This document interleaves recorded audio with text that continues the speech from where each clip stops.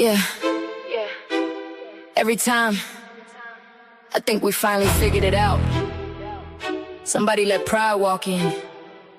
Somebody let ego take the wheel. Damn. We're stronger together.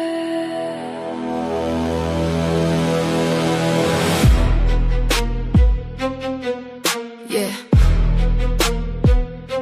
We're stronger together.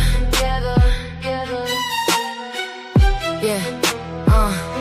We started with a vision, lift each other high, turn these little channels into reasons people smile. Shared every live stream, dropped each other's names.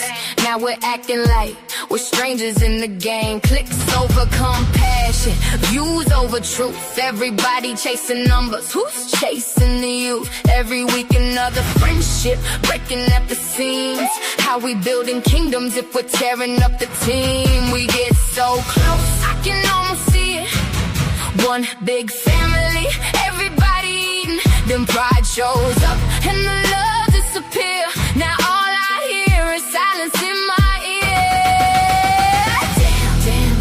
Damn, why we always fall apart? Damn, who taught us to guard our hearts? We rise together, then divide again. I still believe we can still win, but damn, it hurts to watch. Everybody say we family, till the camera stop rolling.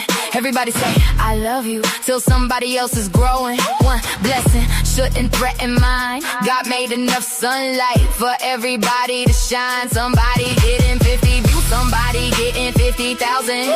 While we counting blessings like love is running out, then what if your breakthrough was connected to my hand? What if heaven's waiting for us to understand? Maybe the algorithm ain't the enemy. Maybe fear is, maybe competition is. Maybe we're starving for applause when we should be feeding purpose. I ain't perfect, I got scars too. I misunderstood people, people misunderstood me too. But if we never heal, we'll repeat the pain. Different faces, same old game. Children watching, learning from my way. Seeing grown folks scold each other away. What are we teaching? What's left behind? If all they remember is how we couldn't unify. Damn, I can almost hear the future calling. Damn, why we keep stumbling when we're walking? There's room for me, there's room for you. Success ain't smaller because somebody else broke through. One light can start another. One voice can lift another. One dream can wake a nation if we stop competing and start creating. One day, the subscribers won't matter, the views won't matter, the money won't matter. People will remember who made them feel seen, who reached back instead of reaching over. Maybe unity isn't something we wait for. Maybe it's something we become. We're still here. We're still family. We can still get it right. Damn, but I still believe.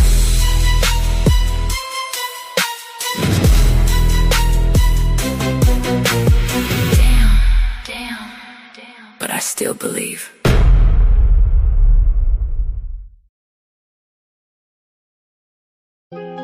Funny thing about hate, the people that say they can't stand you know everything about you.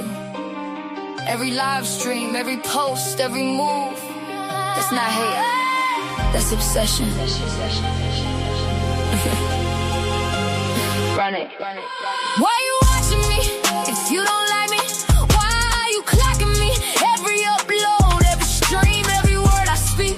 You know my whole life better than the folks that sit with me. Why you watching me? Talking crazy, but you boosting me. You call it hate, I call it free publicity. You in the comments every day promoting me.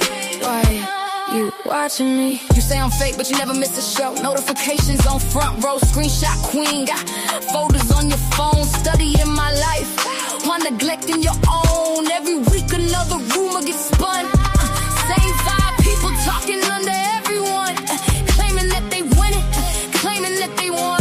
But somehow I'm still the topic every month. Ain't that funny? You know my schedule, you know my guests, you know my circle, you know my steps. Know every sentence, know every laugh, know every live stream, from beginning to last. Girl, that's work. She could've sent a resume. Spent 10 years watching me and still ain't get paid. Meanwhile I'm building while you sitting in rage, trying to stop my shine while giving me engagement. Why you watching me if you don't like me? Why are you clocking me? Every upload, every screen, every word I speak. You know my whole life better than the folks that sit with me. Why you watching me? Talking crazy, but you boosting me. You call it hate, I call it free publicity. You in the comments every day promoting me. Why you watching me? Yeah, YouTube streets got detectives on patrol. Whole channel built around another woman's goals. Breaking down thumbnails, breaking down clothes, breaking down friendships, breaking down souls. Talking all day but accomplishing none. Living through drama like it's oxygen. Trying to recruit every bit of little frame, building fake armies that collapse in the end. See, I learned something. Misery needs company. Happy people don't spend years on a hunting spree. Successful folks ain't checking who I talk to.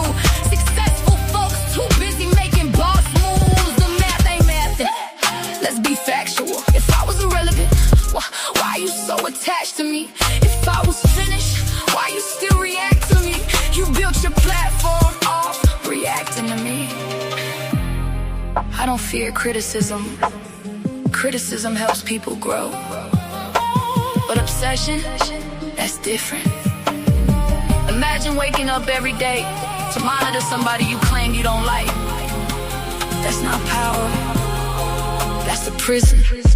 And you built the cell yourself. Yeah. God got me walking and I know who I am. Can't no comment section cancel God's plan. People throw stones when they don't understand, but every attack on the strength is the stand. I pray for my enemies, wish them healing too, cause carrying that much anger got a cost to you. While you counting my blessings, I'm counting mine. While you studying my life, I'm improving mine. See the difference? One road builds, one road destroys. One creates peace, one just creates noise. And when the camera's off and the live stream ends, you still gotta face yourself, my friend. Why you watching me if you don't like me? Why are you clocking me? Every upload, every stream, every word I speak. You know my whole life better than the folks that sit with me. Why you watching me? Keep talking, keep posting, keep obsessing, keep proving my point.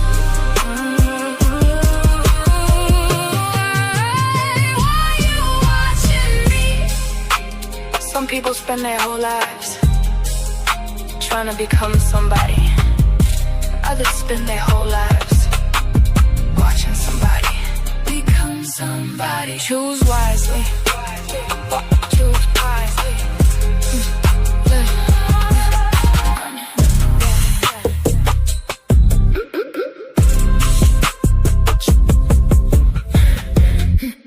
Choose wisely.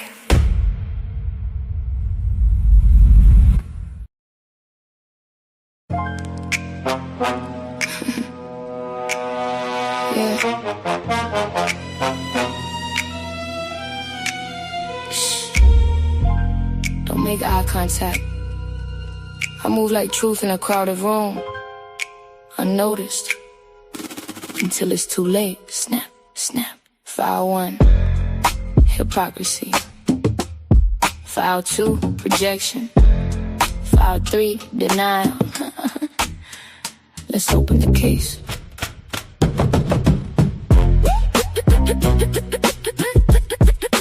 Let's open the case. Yeah.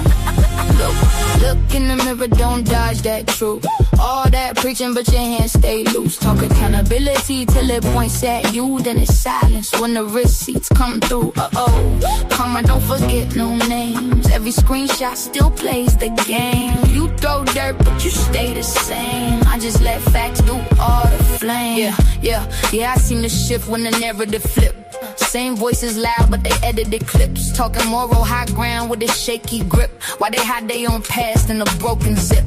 I don't need opinions, I read between lines. Watch how they switch when the pressure aligns. One day love, next day they sign on a pylon wave just to feel the line. But I came from blocks where the real don't fold, where you stand on truth even when it gets cold. Y'all build on hype, I build on soul. Then watch the whole story unfold.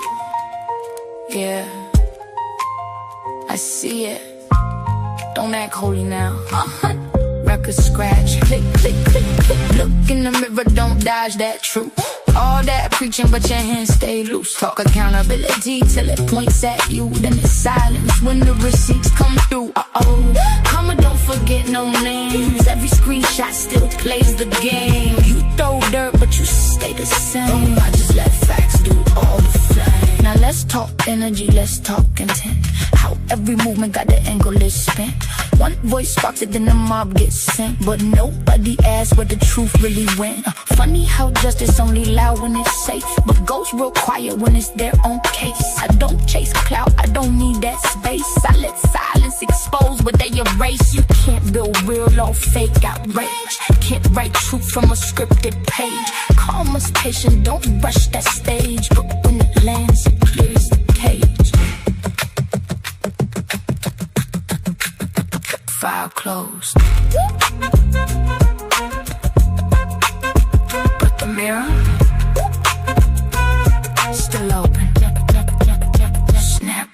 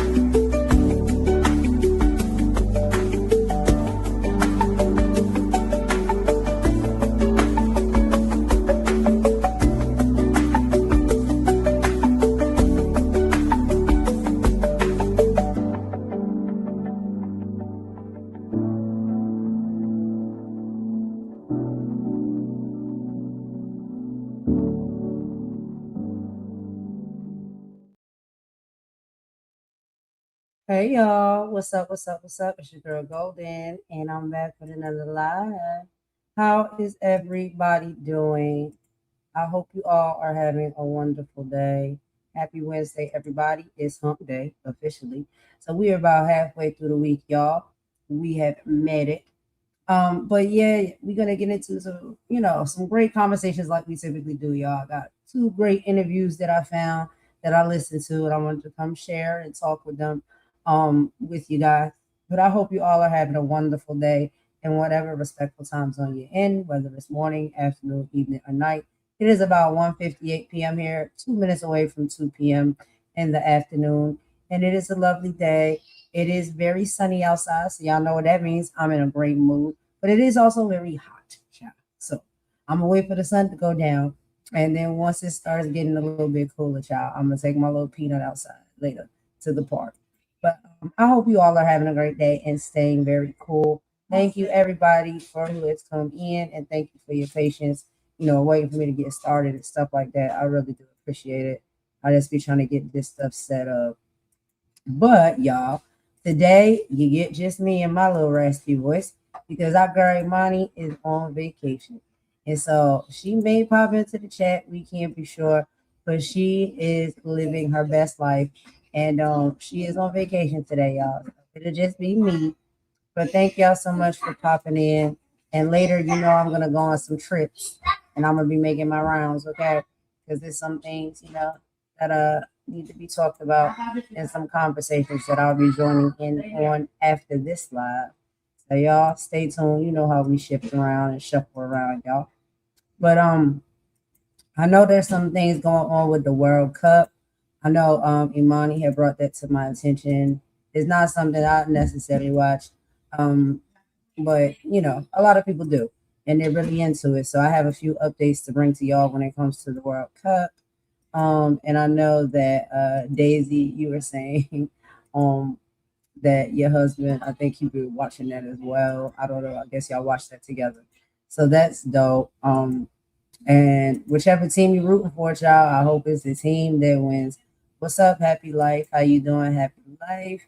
Asher, Angie, Daisy, and Maria. Hey, Maria Raw. What's up, pretty? How you doing? Thank you so much for coming over. I really appreciate that, y'all. So yeah, Imani is having a good time, child. She is chillaxing. She said this heat is too much. She got to go and have a nice little vacation day and keep cool and just have a good time. Sometimes you gotta detach yourself from some of this stuff on YouTube and just, have a little bit of a day off. And so I love that.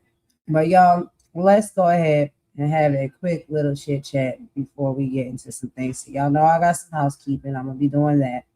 And like I said, I know a lot of people are into the World Cup. So let me give y'all a little bit of information, but I'm pretty sure y'all know more than I know. But I looked up to see what is going on with the World Cup today. So 2026 FIFA World Cup, there is a one match that I guess is scheduled for today or tonight. And it's supposed to be a massive one.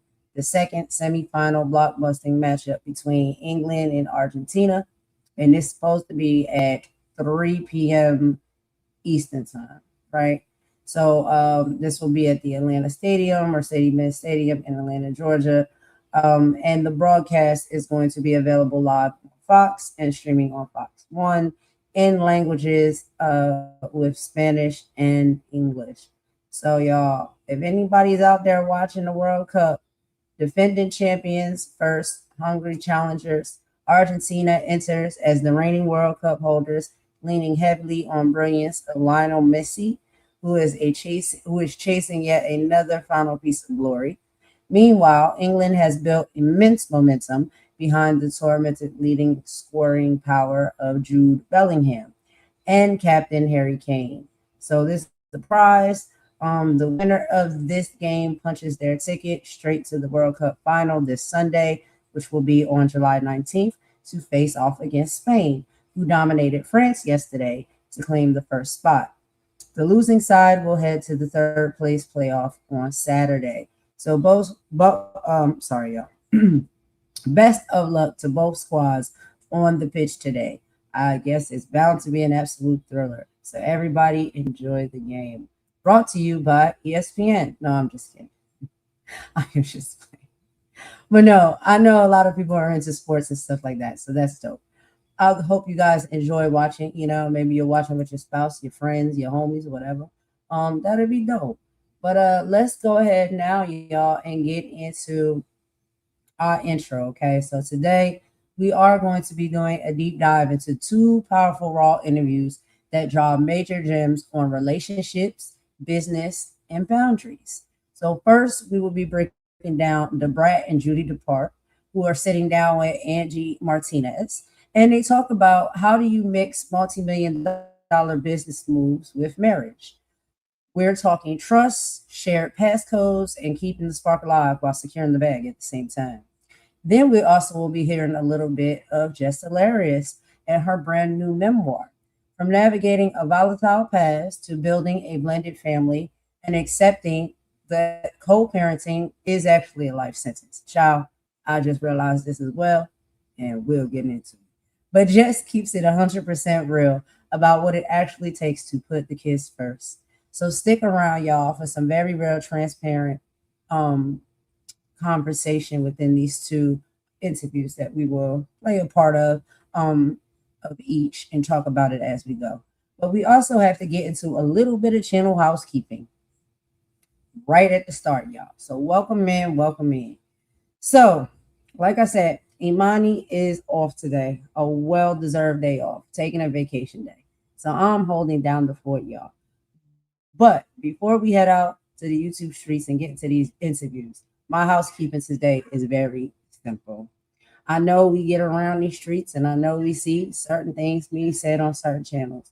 What I would, say for people is just look how people tell on themselves. All you really have to do is just listen to them. They prove time and time again how much that, it seems that they have a stalker energy. They tend to be bone collectors and they tend to be just flat out hateful. But we have to learn to truly listen to what people say and exactly how they say it. People tend to get very angry when they don't get their way. And let me be clear, the receipt game is a very easy game to play. I just choose not to play it. I have messages, I have emails sitting right here that can literally light up the dynamite. But I choose to move on with my life and focus on my content and kicking it and spending time with happy people who want to have happy moments. Because at the end of the day, I'm choosing not to be divided as a people. I'm actually trying to get to know people better before passing too much judgment. I don't choose to make that kind of toxic, messy content. I think it's dangerous. And you must remember that golden is always going to be golden. And I do things my way. People may reach out to me and ask to have conversations to get better understanding, and that's fine. But what's really important to me is I pay attention to people's actions, what they do, and what they say. And I make my own personal choices. Because remember, y'all, I'm 36, so I am grown. Granted, I am less grown than others, but that's a whole conversation for another day. Maturity is just something that I'm striving and working towards and for, and I will continue to do so. But today, we are elevating and moving forward. So, with that said, let's go ahead and give y'all a brief synopsis of what we'll be talking about in more detail when it comes to these two incredibly raw conversations. So, number one, we got the Brat and Judy Dupart who are talking to Angie Martinez on the IRL Network and podcast. If you guys have not checked out that channel, I recommend that you do. She has some really excellent conversations with probably a lot of the favorite people you may have, and you learn so much more about them by listening to interviews. But Angie Martinez sat down with the power couple, the Brat, and beauty mogul Judy Dupart. They opened up about beautiful, scary, and liberating journey of the Brat coming out publicly only after she met Judy, their road to parenthood through surrogacy, and exactly how they managed running massive business empires together without ruining their romance. They even revealed they shared the exact same passcode and PIN numbers to their cell phones. Let's talk about total transparency. But yes, y'all know per usual, I do have videos. So let's go ahead and get this popped up, y'all. Y'all give me a few seconds. And you know I'm always gonna meet y'all in the chat and I will catch up with the comments. Let's get into this first video. Give me just a sec. Y'all know StreamYard be moving so slow. So I'm gonna get this popped up here real quick. And I hope everybody's having an excellent day. You know, Mama War is in the background as always. Hey Mama, shout out to Mama. What's up, Polo? How you doing, Polo? Thank you so much for coming over and coming in and kicking it with us. So let's go ahead and take this down, y'all. Give me just a sec. All right, and pop this up and do it this style. And let me put my banner up real quick. Because y'all know my videos are for entertainment and educational purposes while also promoting other great YouTube channels and platforms. So copyright disclaimer 107 under the Act of Copyright 1976 is allowance and is made for fair use. So let's go ahead and get into this video, y'all. We'll listen together and we'll make commentary in the chat as we go. And y'all know I'll pause for some commentary breaks as we go. All right, y'all, I'm on my way. Let's get into it.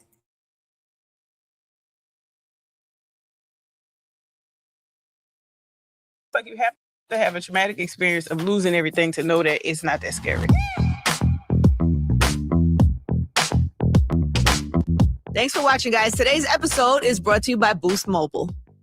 is a hip hop legend who has broken barriers as the first solo female rapper to go platinum and built a lasting career across music, TV, radio. The other is a beauty mogul who has turned her skill from viral marketing into a multi-million-dollar community-driven brand, Kaleidoscope Hair Products. Now they are wives and they are sharing their journey in their new book, The Way Love Goes. They are quoted as the unicorn in their relationship is not that they are Black lesbians, but that they have found true love. Please welcome to Brat and Judy Dupart. What up?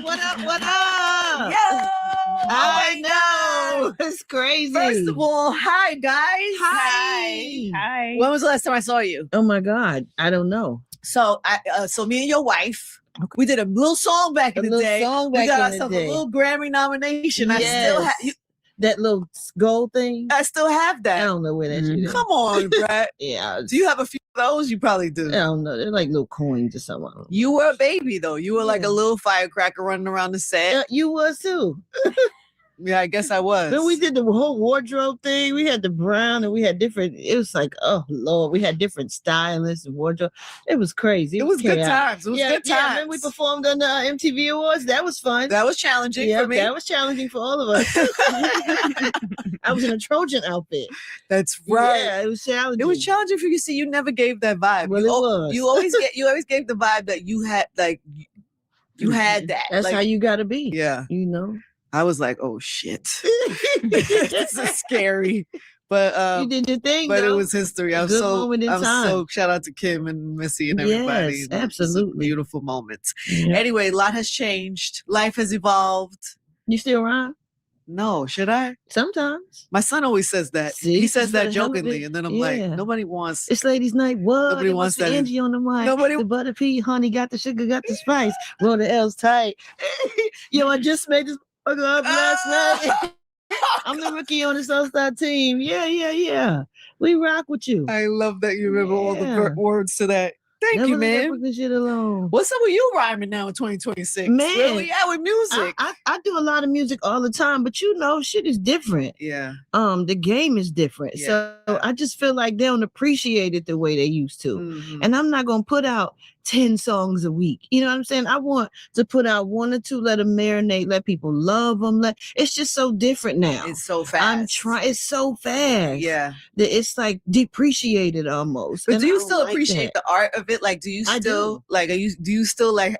Are you like rhyming in your head? And No, I don't be rhyming in my head. But when I get in the studio, I write. It gets produced. Yeah, like she got music. R&B Yeah. songs. Yeah, won't put it I'm out. a writer. Why? It's just all kinds of. I don't know. She got like 30, 40. Excuse me. How's I it write sound? songs. It's good. Yeah. Yeah. And it's as to imagine how long ago they did it. It's still good. Wow. She don't put it out. He's keeping them in the vault. I mean, yeah, when the time is right, I might license them or something, but just to put them out, I just feel like they're gonna go away too quick, and I don't like that. How exciting that this book is coming out. How has this press run been? I mean, you're sharing a lot of your She didn't like that. Yeah. No, absolutely not. You know, I'm to my selfish, you know. Yeah. Yeah. And I was in the closet for a long time, being very private. You know what I'm saying? Nigga, so you know, it took my wife to bring some vulnerability out for me to actually show it, because you know. So before you met Judy, you had never considered coming out publicly? No. Is that because you just are a private person, or because that shit wasn't cool back in the day? I was thinking about that before. Yeah. Like people think now it's like, what's the big deal? Why wouldn't you? Even Dana Latifah the other day posted about her wife. Yes. And it made me feel so good and so happy for her that she gets to talk about who she loves now. Because it was against the rules back in the day for a female artist. You couldn't do that. You couldn't tell that. Remember, Ellen lost everything back in the day. Wow, that's right. You know? Mm-hmm. So you could either choose that or your career. Was or that your a fear? life. Did you have that as a fear? Like, in the beginning, I never cared, because that was just the rule. Yeah. That was just what you did not do. You know, but I never really met anybody that made me want to be out loud. You know, that I thought I was in love a few times, but apparently not. until I met this one, because then I felt some feelings and some things that I had never felt before. And it made me want to be like, fuck everybody. You're gonna see this love. You're gonna see this love. You're gonna see how happy I am. Yeah. But I when you hear stories of people like not living in their truth, there's a weight to that. I was a youngster. You know what I'm saying? It wasn't an amazingly kept secret either, by the way. I don't know if you know. We kind of suspected. Right. I think anybody that dressed like me and rapped like me, everybody thought all of us were. Yeah. And some of us were not. Some of those they thought I not. was when I was younger, because I was in baggy and everything. And I was not. But she wasn't. Yeah. She was just a straight up tomboy. Yeah. So Yeah. some people knew, some people didn't, but I never said anything. Hey guys, Boost Mobile is proving that you do not have to overpay for great wireless. Unlock the savings with the $25 a month forever unlimited plan. It's a permanent price with no contracts and To walk through the crowd holding her hand. I wanted her to sit that ass in my lap. You were in love. I was in love, and I wanted everybody to know. I didn't give a damn who. My team was like, what is going on? When I grabbed her hand, my team grabbed each other's hands, and we all grabbed each other's hands like we was walking through the crowd. Like they did not know what to do. When I sat her on my lap in the dressing room, they immediately shut the door, because they're so used to like me not being like that for years, never being like that. Yeah. So protecting that and protecting you.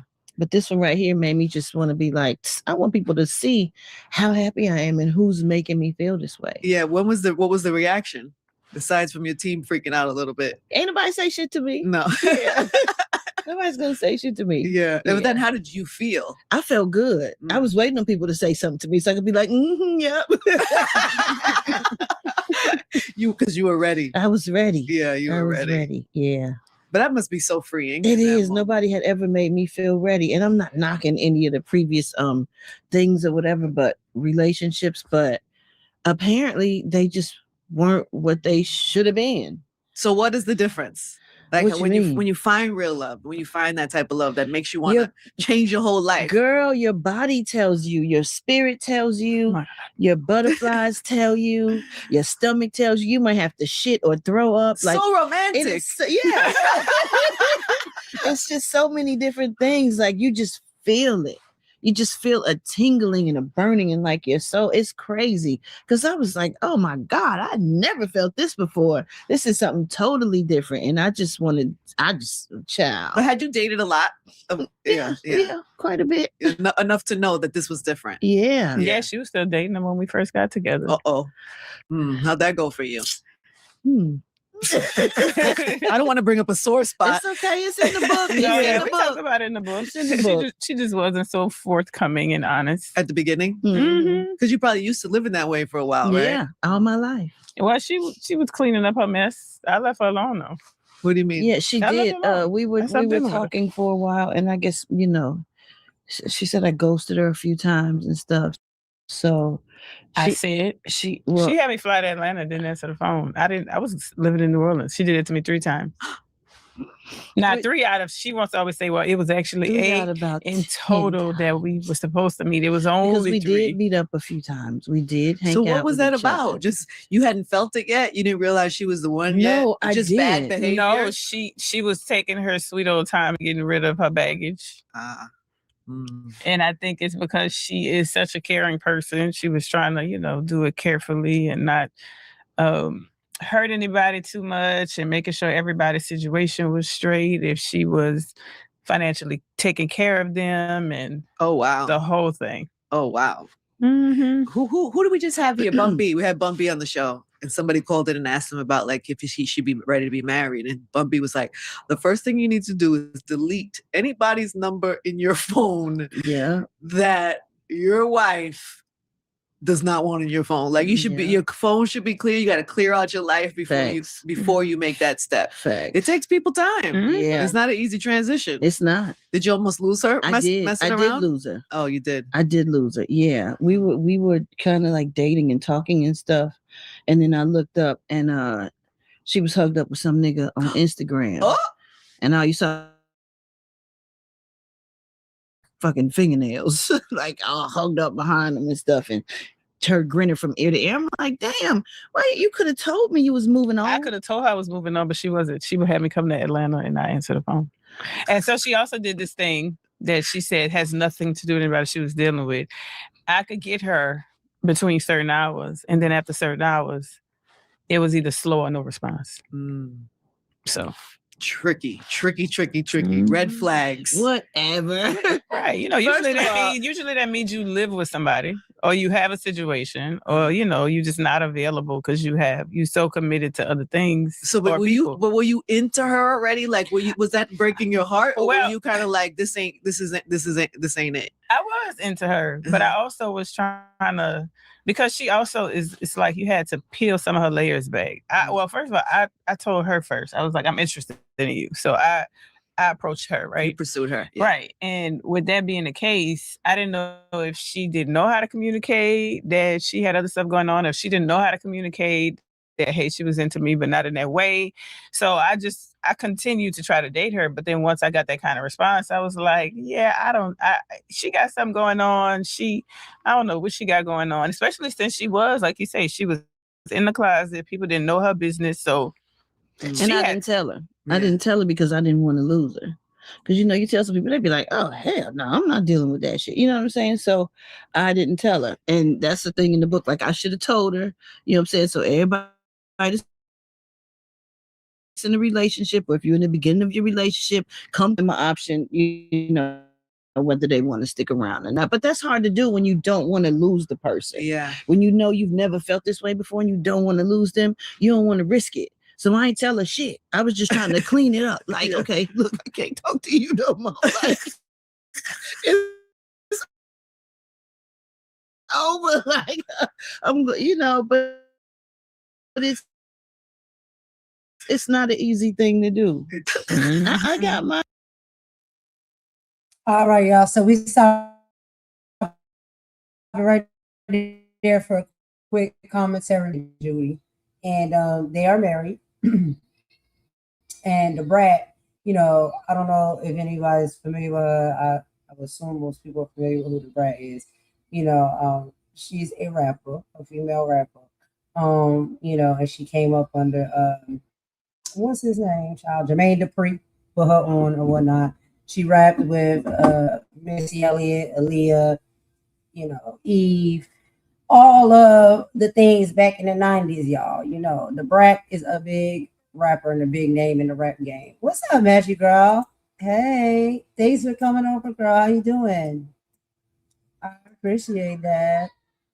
But yeah, so Judy, and her are now married. They are very open with it. And like back in the 90s, so to the 90s, I just grew up in the 90s. But back in those days, it wasn't, popular or whatnot for people to come out like within, the LGBTQIA plus community, whether, you was a guy who liked other men or you was a woman who liked other women. It wasn't popular. In the neighborhood, or you know what I'm saying, where you stay, people already know. You know what I'm saying? Like your people's gonna know. Your people in your neighborhood's gonna know. But then when you start to get into the spotlight and stuff, and you get into these industries like the music industry, Hollywood, things of that nature, especially music industry, it's like it wasn't something that was, celebrated. It was frowned upon. So you had to come into the industry if you want to have, your fame and your position or whatnot in the industry. Like your sexuality and stuff, you had to act like it wasn't nothing, or you had to pretend the opposite. Like, there's a lot of men that's like into men that had to pretend they was into women, right? In the videos and stuff like that, or even in the media spaces, which used to be like newspapers, magazines, and articles back in the day. And the same thing happened with the women. So what we have seen now is that, things have moved forward. And we're in a place right now, which I think is great in 2026, where people can just be, authentically themselves. They can be out. They can be honest about who they love. They can connect with one another, marry one another. All of those things have now changed and been granted. And so the Brat and Judy, like they really were putting a lot of that out there when it comes to like two women being married, and They did have a reality TV show. I don't know if y'all seen it. I've seen a couple episodes, not all of it, but it is a good show. And it's really cute. Their personality is really cute, like how they engage with one another. And I love me some the Brat for real. And she's a dope rapper. So if y'all never heard any of her stuff, like check out the Brat. She's dope. And this is basically they talking about their journey or whatnot within that process. And even Judy saying like they was into each other and stuff, but the Brat was so used to having to hide that, not make it public, not be too open and leading with feelings and emotions and all of the things. So they talking about that process and journey that they were on. And I think that is beautiful to be able to hear those type of conversations because it can give, other people more of an understanding how sometimes with society it can be difficult, but you can overcome it. We are living in different times now. So, people are more free. It's okay to be you. Be unapologetically you. You know what I mean? And be happy. That's the biggest thing. Be happy. Do what makes you happy. Be with who makes you happy. That's what life is about. And so, I really enjoyed listening to this interview and this conversation. So that's just why I wanted to come and share with y'all. Yeah, Daisy. Yeah, it was bad. It was bad. People used to get beat up. People used to be unalive, and that's never okay. That's never good. I'm good, Maggie. How are you? Child, Maggie be in and out. She probably gone by now because I'll be looking at the comments too slow. But yeah, it used to be really, really bad. And my mama, she could attest because in the different times and stuff that we grew up in, it was different. In the 90s, it was like we kind of was getting to that point and kind of made it a little bit over that hump, but it still was a ways to go. But my mama growing up, she being born in the 60s and stuff like that, it was a lot different back then. In, the 70s, the 80s and all of that. It was very dangerous for people. It was nasty work, and so I'm just glad to see where we at. But I hope y'all enjoying this conversation. Thank y'all so much for joining me. Let's go ahead and pop back into it, and I'm gonna meet y'all back over in the chat. I messed with a little bit too, like yeah. Heard you. Yeah. But you stuck it out. So what did you see? What was the thing? What was the thing that attracted you to her in the first place? So she is who she is, so prior to that, she, so we were working together. I hired her to do like some kaleidoscope promo for me.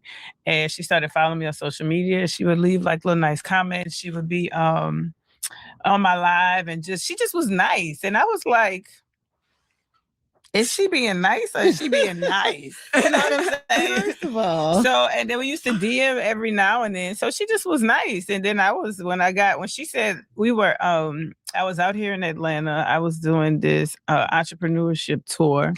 And she popped up there to surprise me. And she said, she was like, let's link later. And I was like, okay. But no. First of all, she was doing this Judy dropping knowledge tour. So I walk in this convention center and it's like 5,000-10,000 people. And I'm like, okay, what the fuck did this lady do? What is going on here? You just thought she was like a cute girl who No, they hired me to do some stuff for Kaleidoscope. So I just wanted to meet the owner, and maybe since I was in town and she was in town, we could do some more videos or something. So I stopped by to see her. Child, they had me waiting in the front a good 20-30 minutes. I'm looking like, okay, I'm the Brat. And I'm sitting here waiting on this lady, but she was making her way through the crowd signing pictures and autographs. So she finally got to me, and it was so busy in the front. I was like, you know what? I'm going to the studio. Let's just link later. I'm thinking, she gonna bring the camera crew and everybody and all these people. She was like, cool, okay, let's link later. So she gets to So Def to the studio, and she's by herself. And she get out with this long draping ponytail, jewelry, nails, cute ass outfit out of the car. And I'm like, where's your security of somebody? And so she said, I came by myself. I was like, okay. Now she had her little gun with her. So, but still, like in a studio, it You could like be, that, didn't you? I did. It was cute. It could be 1,000 niggas in the studio. You know what I'm saying? It could have been a building that had 10 studios in it. You don't know where you come into in Atlanta. You don't just pull up by yourself. So anyway, she got in there and we just talking, and you know, I'm not interested in her like that. I don't even know she like women. So we talking about the things we interested in. We talking about hair and making hair grow back in New Orleans and Chicago and Atlanta, and we just having good conversation. And she goes, I'm interested in you. And I was like, excuse me, what? You turned all soft. It fucked me up really bad. Like I was like, okay, get your cool together. My stomach started hurting, like all kinds of things that I had never felt before. And I'm thinking, how you interested in me? You like women? Like you like me? It just threw me for a loop. I tried to, drink some Hennessy, put the Hennessy cup to my mouth. It poured all over my shirt. Like I was really thrown off. Like my equilibrium or something was really fucked up. So I said, okay, I'm gonna roll a blunt. I'm gonna be cool about this shit. I roll a blunt. The cherry, I must didn't roll it tight enough. The cherry fell off the blunt and burnt the couch. Oh my God. I said, you know what? Okay, this is not gonna work. I was just fucked up after that. Like nervous, shy. I could barely talk. Like, I didn't know what to do with myself. So from there, we started kind of like dating. And then that's when she said I ghosted her.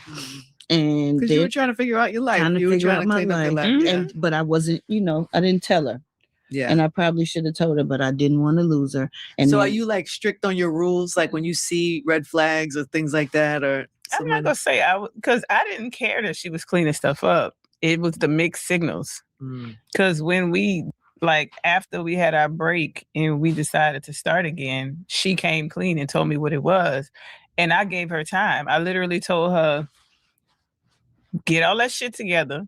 I'm not going to give you a year, but get all that shit together while we're doing what we're doing. Because I didn't stop dating her while she was cleaning it up. I gave her time to clean it up. It's just so mature. Say it. Yeah, say it. After she did it, I was like, oh, I love that bitch. Right. We were in a car, mushed her all in her head. She mushed me in my house. I was like, I'm so sorry. I don't give a fuck what you got going on. Get your shit together.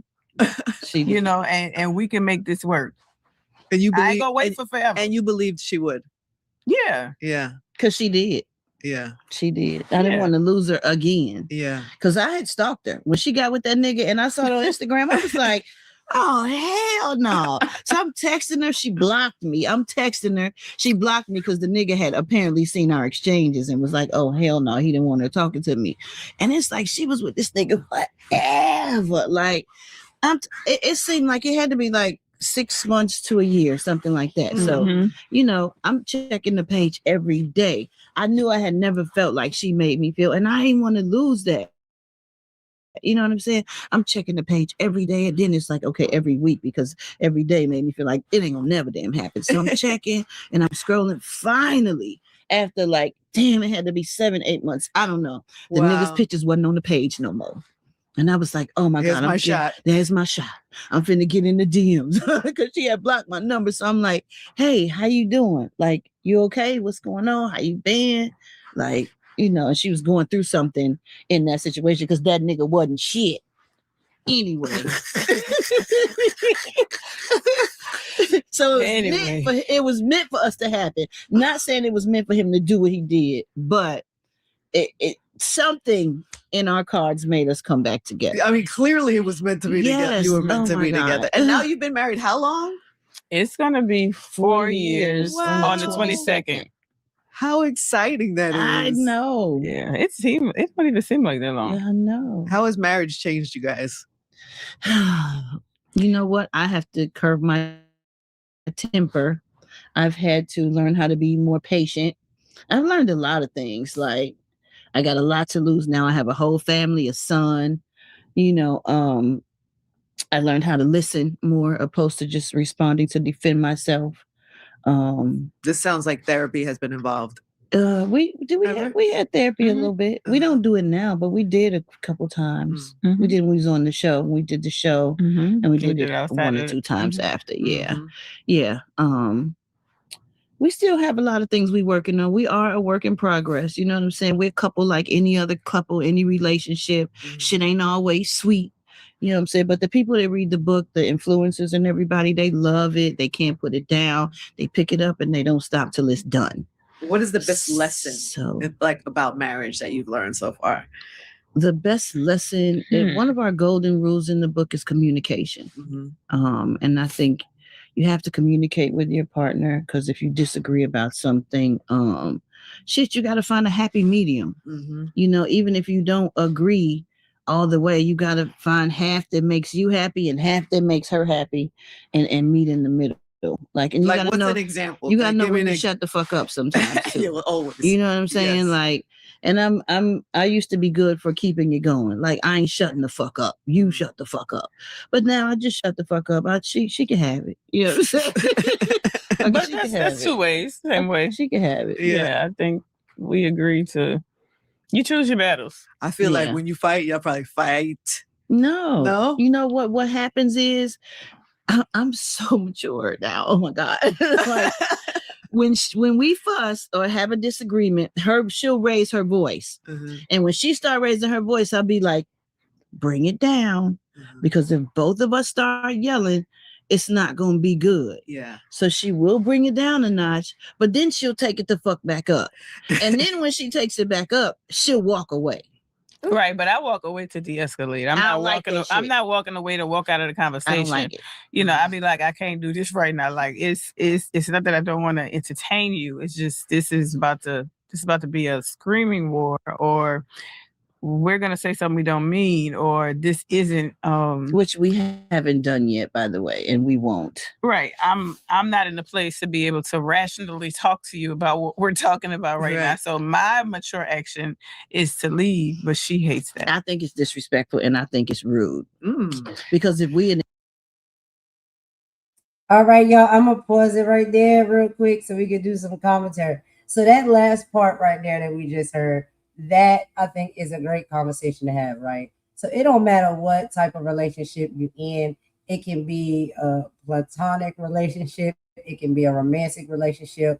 A lot of people, I think, are learning and navigating, through communication skills, right? And communication skills, even when there is an altercation or, a fight or an argument. And I do know, and I think it was just so great that they said that, because I do know that there's two different types of people.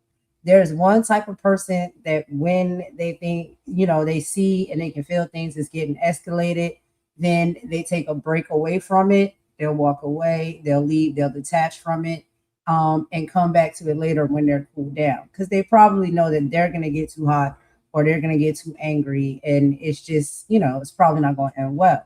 And then you have another type of person who feels like if someone leaves the conversation or the argument or the altercation, that's rude and disrespectful because they want to be heard out. They want to settle it in there and things of that nature. And so Lord knows I've been in a relationship like that, and had to deal with those differences of personality trait, right?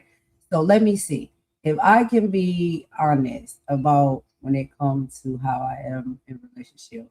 I think another thing that has to do with it too is your level of maturity. And as you grow older and stuff like that and learn how to navigate things differently, that it may change, right?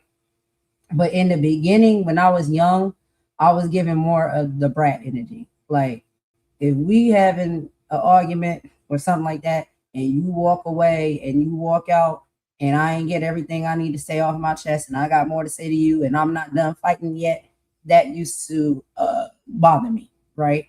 But then as I got older and more mature and stuff, I started to realize that actually that's not a bad thing to do, to, take a break, take a moment away from it, walk away, have a cigarette, take some fresh air, whatever, calm down, really, understand what you're trying to say, why you're upset, and find a better way to, speak about that within the, argument. So I think it does change for some people based off of like as you get older, you mature, or maybe you just do work therapy, self-work therapy, whatever, and learn how to deal with confrontation in different ways.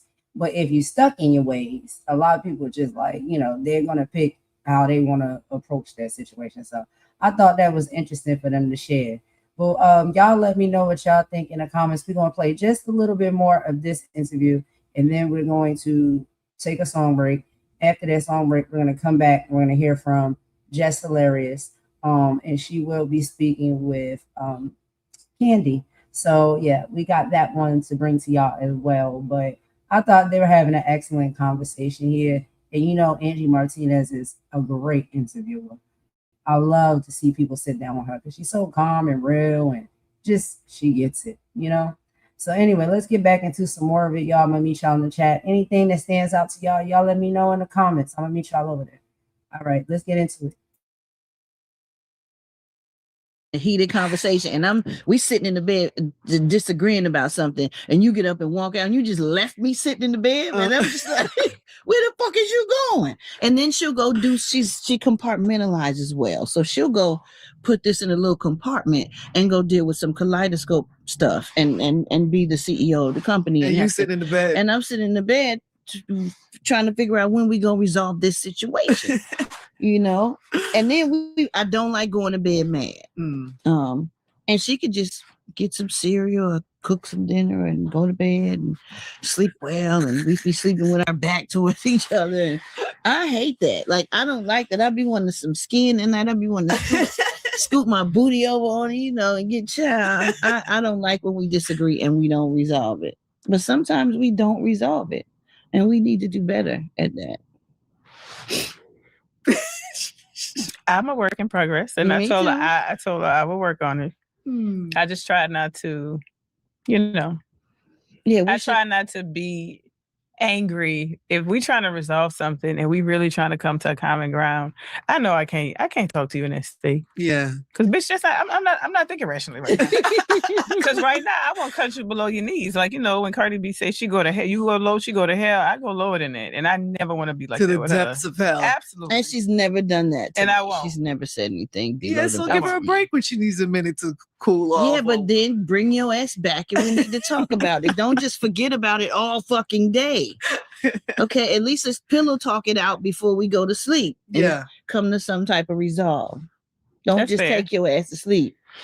She said that's fair. Okay. Look at you guys working through things in real time. Yeah, in real life. Time. Actually, I have some scenarios, relationship scenarios.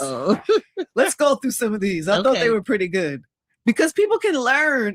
Listen, everybody's trying to figure out how to do a relationship. Yeah. Nobody's perfect, and it's not easy. Nobody takes work. Nobody's perfect. Right. I have to find my cards. Here we go. In real life couple scenarios, one partner needs space after a long day, while the other feels disconnected without immediate quality time. Who should adjust in that moment? The person who needs space or the person who feels disconnected? I think the person who feels disconnected. Because if a person needs space, they need space for a reason. Like if she needs space, it may be to clear her mind because she's got a lot of shit on her plate being the CEO of a company. So then I feel like I need to just give her some space and I can deal with my situation before we go to bed or when we lay down or, whenever we can talk about it. Oh, look at you. Compromising. Look at how cute y'all are. Whatever. Okay, in real life couple scenarios. In real life, a couple notices intimacy has slowed down, but neither person wants to make the first move because they don't want to feel rejected. Who should break the silence? Both of them. Both, either. Right, because then even if you're not saying nothing, you can do little actions. Yeah, you can touch that ass. Or stick your tongue in their mouth or ear or some shit. Yeah. Okay, whatever works. You just make the move. That's not a hard thing. Make the move. Or maybe in some people's relationship, like example, if a woman just had a child or something, if she's just not for it, she might not just be for it. Like emotionally, she might not be right. Hormonally. Explain that to her partner and they kind of understand. Yeah. And not be mad. You got to have a little patience, especially if somebody just had a baby or something that serious. Yeah. One partner becomes more hands-on with parenting and the other one takes more financial responsibility, and they both feel stretched. How do you decide what fairness looks like in that season? Like, how do you distribute like parenting or like? That's a good question. I think we kind of like that right now. Mm-hmm. She is. I be mommying my ass off. Really? Yeah. And I work from home a lot. Having to put out all these fires and stuff. Right. I'll actually be at home, but I'll be working. Mm-hmm. So I'm not. And then not when present. she get a break, she'll come and play with us. Oh yeah, and Stanky Man don't like me working, so I will be in the middle of a Zoom. He don't care who I'm on a call with, who I'm on the Zoom with. He's gonna close my computer or take my phone. Yes, he takes mine too and sits it down. Like, yep, yeah. But she is more mommy. The active parent. Now we both are. Yeah. But she gets. But you feel no way about that? Does that ever feel? No, you're okay with that role? No, I'm actually, because I'm present. It's not like I'm missing. I'm present. And I might even be in the room. Like we're all in a room and we're all doing the thing, but I might have my computer out doing something. And then, if it's something that I feel like, oh, this is important. Hey guys, I'm gonna have to pick this up in a few. Let me call you back. Right. I want to get back to these because some of these are that good. But going back to that, because I know you talk about that in the book too, the moment of you deciding that you were going to carry the baby. And you were like, why me? Right. Right. Why did you think her? I didn't mind. And I told her that I didn't mind. I didn't care if I did it or not, but I know the person that she is. If you know her well enough, you know she's the most nurturing person you'll meet in your whole entire life. Fucking I'm a swag. So I knew she was going to enjoy the experience to the fullest. Because you had already had done it. Yeah. Yep. Had done it 3 times. So it was for the experience you wanted her to have. Absolutely. And she did exactly what I wished for. She enjoyed every second. It was a good pregnancy. I didn't have a bad pregnancy at all. No, she didn't have morning sickness. She didn't have none of that. No pains. My ankles swelled up a little bit, but I thought that was cute. And my toes kind of was like Vienna sausages. But right. She had a scheduled C-section, so she never experienced labor pain. My stomach just got big and tight. But other than that, you know, learning all the things that pregnant women go through. And I had so many questions. Like I told my wife one time, my titties are not getting no milk. I'm not drinking enough milk. We got to get some more milk in the house. I got to keep drinking milk. Because I thought from drinking milk, your titties get milk. I know, it's stupid. Like if you don't know, if you've never been a parent, you don't understand. Right. She liked it from when we first saw the little seed to when you got to see it as a certain size. And when the baby first kicked, all of the things, she thoroughly enjoyed it. I did. And she wouldn't change. And that's our child together, but that's her son. Child. I know. I carried him. You know, my eggs was fried. We used her eggs and the donor, and you know, being able to carry him, it was just everything. Why were your eggs fried? Because I'm old, bitch.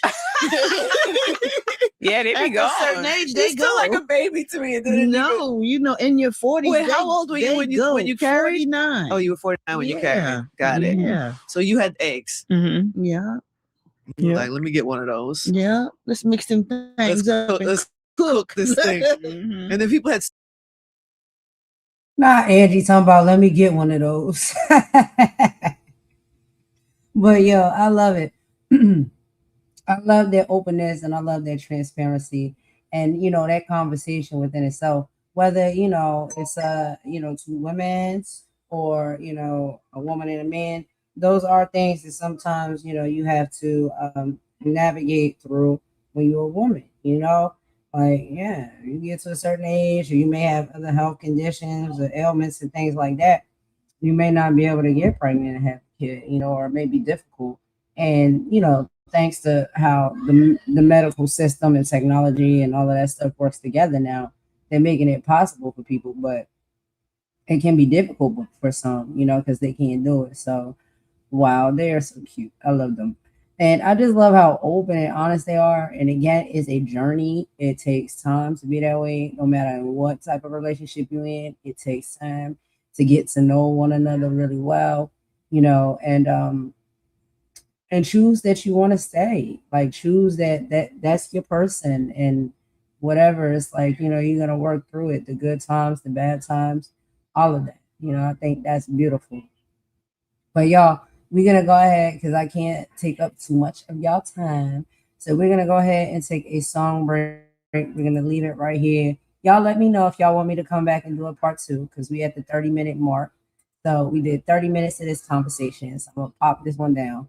We'll take a song break, and then I'm going to do 30 minutes of the conversation with Jess Hilarious and Candy Burris. And then after that, we end it with a bop and we wrap it up. We got a few things, that I'll leave behind as far as like what I have gotten from these interviews, some wisdom and, maybe just some messages that can help all of us, depending on whatever it is we're going through or however it is we are. But while I'm getting this song set up, I do want to say something. I have been saying, y'all know we've been on these YouTube streets, and I talked about this, and me and Imani talked about this in the previous housekeeping. Because when people don't like you, they'll literally just say anything about you. Like, and I think that's whack. That's crazy. But this is what these people do. And my whole thing is just like, weaponizing sexuality and harm or judgment, I think is very dangerous, right? Someone's identity or who they love should never be used as ammunition against them.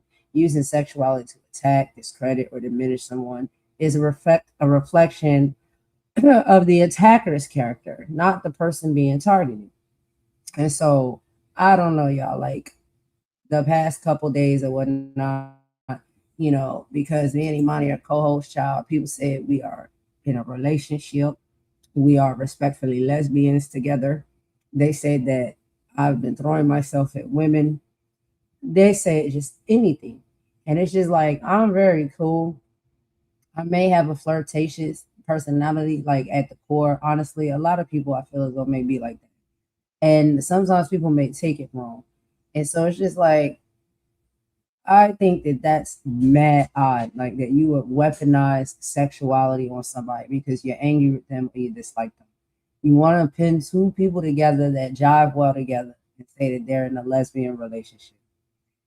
That's not the case. It's never been the case. And there's nothing wrong with lesbian relationships. That's why I wanted to come and listen to this interview with y'all. So you can see like people who really genuinely love and care for one another and are in the community and serious about it. It should never be anything to be played with, tampered with, toyed with, or make fun of. Like we've come away from those days. We're in 2026. We don't need to be going through that no more, where people are being, made fun of because of their sexuality, or sexuality is being used as a weapon. That's crazy. We're not doing that anymore. Anybody who does that, you're corny to me. And I'm just going to tell you right now. So that's just one of the things that I wanted to touch on when it comes to that. But like I said, I'm not going to speak too much and say too much because really I'm not going to keep repeating myself over and over about these things. Y'all see it. I see it. We all see it. We know what these people do, what they say. And I just really think like you got to be a really different type of character if you think that that's something that is funny, or if you think that's something that you can use as a weapon. Why would it be a weapon? Number one, is not true. Number two, why do you think that that's something to make fun of or mock? Because people live those lives every day. That's their choice. That's how they want to live. And that's a beautiful thing. But to make fun of that, I think that's really lame. But anyway, y'all, let's take this quick song break. And we'll be right back. And then we're going to get into the next interview with Jess Hilarious and Candy Burris. So thank y'all for rocking with me. We're going to try to wrap this up as quickly as possible. And then after this, y'all, we will be heading over to Lacey's channel because she has some things set up as well. And I'm going to go over there and chit chat with her and the people after this live is over. So let's get through this, y'all. I'm going to play this song and we'll be right back.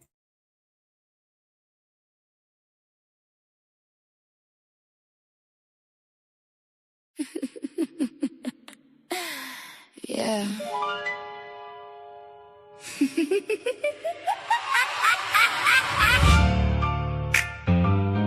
Yeah. This internet different. People losing peace, losing sleep, losing themselves. And some folks turn pain into content. sad little game. Fetch, throw my bone at a whole pack stirring. Whole chat room alive, all the timelines turning. Throw my bone, now they swear they bold. Till them legal letters make the whole vibe cold. Shame, shame, shame. What a gang, gang, gang. Everybody hungry for a quick little flame. Selling up they soul, just to mention a name. Look at them, yeah. I toss one crumb and the circus awake. Same folks lurking every move I make. Views look tight, so they reach for bait. Then disguise obsession, that's commentate. Funny, y'all don't care who pushed to the brink. Long as outrage trend and the numbers still blink. People taking losses left, right, every week. But compassion disappear when attention peak. That's pitiful. Whole panels gossiping night to night. Ring lights glow, but the spirit ain't right. Everybody loud till reality bite. Then suddenly everybody wanna talk healing online. Too late for the speeches. Let me hand you a mirror. Take a look real clear. Eyes tied so warm, still chasing applause from strangers every year. That's rubs. See, I go toe to toe, I ain't scared to smoke. But the law moves smoother than the loudest joke. That's the part these clowns don't really know why they stream emotions. Paperwork, bro, I kept warning, kept giving grace. Kept letting things slide just in case. Now, pressure different. Everybody brave till accountability knocked. The screenshots lined up and the channel stopped. Now the same folks whispering, let's all heal. After years trying to spin pain into reels. Amazing. Internet courage fade real fast. When attorneys start organizing the past. Now every live stream move tense and mad. Like, maybe we should chill. Yeah, imagine that. Throw my bone now, the whole pack stirring. Whole chat room alive, all the timelines turning. Throw my bone now, they swear they bold. Till them legal letters make the whole vibe cold. Shame, shame, shame. What a gang, gang, gang. Everybody hungry for a quick little flame. Selling out they soul, just to mention a name. This platform ruthless, let's call it exact. People break down publicly, folks drop it off that. Then act confused when the energy crack. Like humanity vanished behind clicks and stats. That's the sickness. And honestly, the saddest part ain't even the hate. It's the emptiness. The need to wake up every day, hoping somebody else fall apart publicly. So your own life feel louder for a minute. Couldn't be me, I build your hover. Big difference.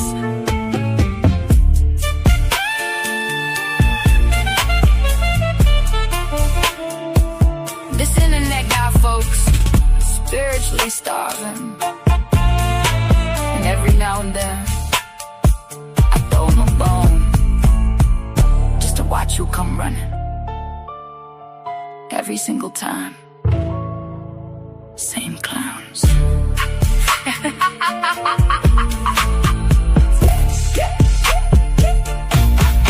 Fetch.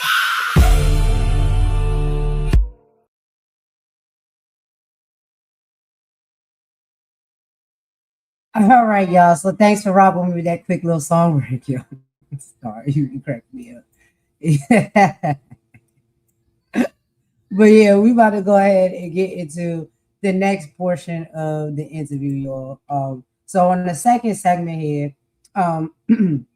but real quick, I just wanted to, leave this as well. Okay. Judy and the Brat, which we just watched a little bit of their interview. The same pin numbers across everything, but they made a great point. Transparency doesn't mean you lose your self-control. Judy mentioned that if she knows the Brat is planning a birthday surprise, she chooses not to look. True transparency in a relationship isn't about policing each other.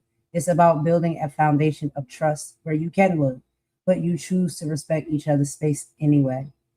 When you mix business with your partner, you have to have established clear lines. You cannot treat your spouse like an employee, and you can't bring boardroom arguments into the bedroom. You have to actively decide when you are the bosses and when you are the partners. And so, a lot of their conversation did go into that as well. And if y'all want me to do a part 2, we can do it, and I can play some more for y'all. But anyway, moving forward. So now we're going to go into Jess Hilarious, and she is going to speak on it with Candy Burris. So we'll be looking at Jess Hilarious discussing her incredibly vulnerable new book. Jess gets painfully honest about her early days, getting pregnant young, realizing the dream of marrying her high school sweetheart wasn't going to happen.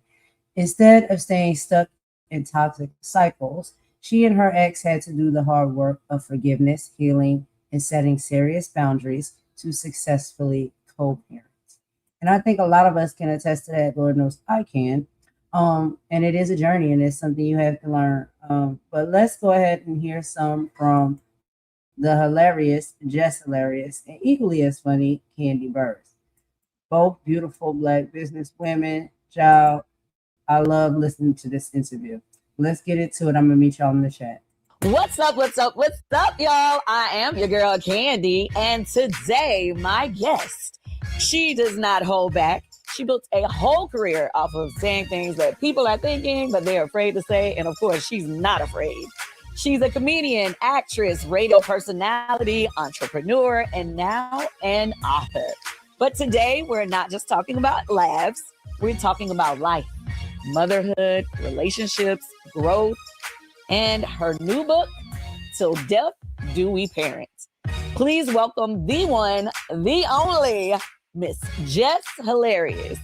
She's about to spit on it. Okay, so, for years we've always gotten, yes. I don't know, you get it, I always get it that we I look get it. alike. No, I've been getting it for a long time. Like, oh, are you related to Candy? You look like Candy. And I'm like, shit, thank you. At least it's somebody pretty.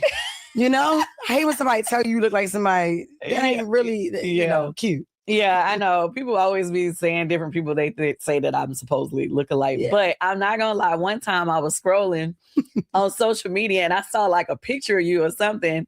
And I almost thought it was me. You know how you For just... real? Yeah. I was like, wait a minute now. Yes. That happens to me sometimes too. I would see, I'm be on my Explore page and I see you and I'd be like, damn, I do look like her, yo. I can't say she look like me because you're older than me, but I'm like, yeah, we do look alike. Because period. Mm-hmm. I'm with it. I'm okay. Okay, so I don't even know where to begin because you just have so many things.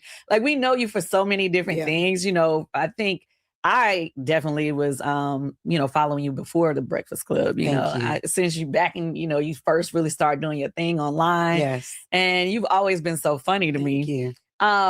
As a person in the public eye, people tend to think of us based on what they see in the media, right? Mm-hmm. Can you tell us more about who Jessica Moore is? Yes, thank you. Now I'm Jessica Moore Tolliver. I got married April 17th of last year. So yes, I'm Jessica Moore Tolliver now. But it's so crazy because you're right. People see you in the media and they only stick to what the negative is, right? And they think all the messy stuff, and then they see you in person. They think that's your whole life, or they don't even have to see you in person or have a real conversation with who you really are. They just really always resonate what they saw with the actual person. And know who I am. I'm a very genuine person. I'm a lover. I know it's shocking as that may sound. People like, she a fighter. No, I say what's on my mind. I've always been that way since I was younger, though. I've always said what's on my mind. But I'm a mother, a loving mother. I'm a good friend. Only got like 2 left, but I'm a good. Only got 2 friends. I swear, don't be me, it be them. So I'm like, it's all right, cool. But what they say is always other people. But go ahead. But for real, Candy, it be them. So I'm like, forget it. And then I'm God-fearing, was born and raised in the church. And I do everything I do is because of Jesus Christ. So yeah, that's just, a little bit about me. But I'm a really, really good person, very genuine. And I love everybody, I do. But if you do something that warrants you to be talked about, I'm going to talk about you. I used to always say, if you talk about it, I'm going to talk about you. You know what I mean? Clearly. Yep. And then when I see you, I'm going to be like, hey, how you doing? And I ain't going to know you got a problem until you say you got a problem. Well, that's so. Yeah, I mean, a lot that happens all the time. Yeah, but I talk about myself. I talk about everybody. Like even oh my God, you should see my husband. I joke about my husband all the time, to his face, behind his back, all the time. Our house we're a little racist in the house, because he half Mexican, and half Black. And I talk about everybody. It don't matter. So how long ago did you meet your husband? I met my husband February 23rd, 2023. Yep. And I was just, actually it's in the book, in chapter 10, which is titled My Man, My Man, My Man. This was when I was guest co-hosting on the Breakfast Club. And it was a Friday and I caught the train from New York down to Baltimore and we went to go eat me and my friends and my sister. And I saw him come in the bar with his cousins. We was eating crabs. You know, that's how we get down to Baltimore. We do the crab thing. And he came in and I started flirting with him because I go after what I want. You know what I mean? I don't wait for a guy to come up to me. I've never been that way. And guys have. But if I see somebody that I like and I get a little bit of butterflies, I'm going to go get you. Like, so she's aggressive. I am. I can be assertive. I'm going to say assertive, right? But I was a little aggressive with him. I was already drinking by the time I asked him, I'm like, do you want a drink? And he was like, no, I don't drink. I'm like, so why are you at the bar? He was like, I don't got to be drinking liquor. I don't got to order a drink to sit at the bar. And so I found a way in when he told me I drink wine from time to time. And so I asked him, can I buy him a glass of wine? He was like, no, I don't need you to buy me nothing. And then I asked him, and then he asked me, could he take me on a date eventually? And so I was like, okay, cool. And from the first date, from the first time he took me out, I've never left him. And like we got married, had a baby, all the things like that. So let me ask you this question. Okay, is this your first marriage? Yes. Okay, my first marriage. Okay. And my last. What were your qualifications of what type of man you wanted?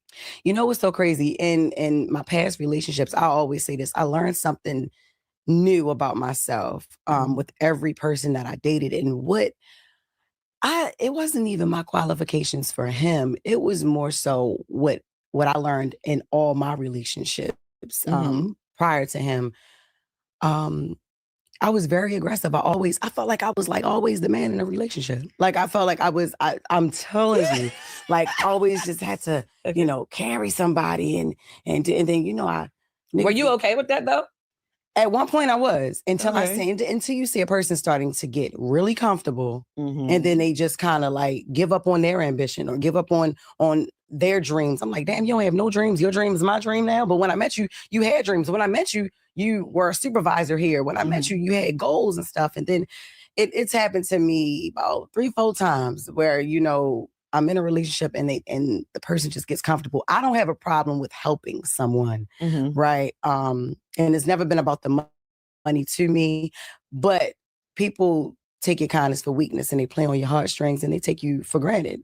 You take advantage of the situation, and that's what I knew I didn't want. So actually, that was a qualification for him to already come with his own bag and when he told me he had his own company, he was into stocks and trading and all of that, and he was a trucker and he was owner operator of his own. I was like, okay, what's up? Let's sleep tonight. Let's sleep together tonight. I think I'm gonna make you my man. Wait. I'm not playing. Did you give it up on the first night? And did. You did. The first date. Yes, the first date. Because when I met him, he was just coming in to stop.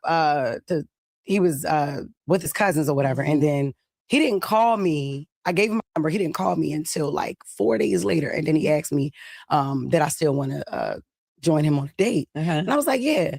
And he booked a nice, it's a hotel in Baltimore, downtown Baltimore. It's called Ivy, the Ivy Hotel. And they have a nice 5-star restaurant. It's called the Magdalena.